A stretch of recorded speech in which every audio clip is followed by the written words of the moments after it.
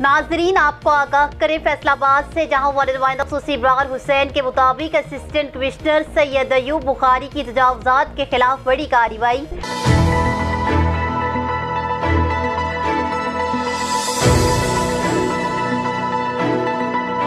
आपको बताएं कि मेट्रोपॉलिटन कॉरपोरेशन के साथ इंसदादी तजावुज़ात के हवाले से कार्रवाई की गई। सांदल कॉलेज के सामने मिल्लत रोड पर गैर कानूनी तजावुज़ात खत्म करवा दी गई। इस हवाले से असिस्टेंट कमिश्नर सैयद अयूब बुखारी ने कहा कि 1.5 करोड़ रुपए मालियत की तिजारती जमीन को वागजात करवा लिया गया है।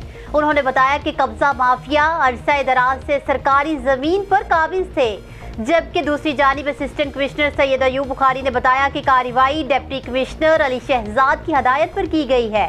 डिप्टी कमिश्नर अली शहजाद का कहना है कि कब्जा माफिया को जड़ से उखाड़ फेंकेंगे। न्यूज़ स्टूडियो से फिल वक्त इतना ही। मजीद अपडेट्स के लिए देखते रहिए BBC 11 हेडलाइंस न्यूज़।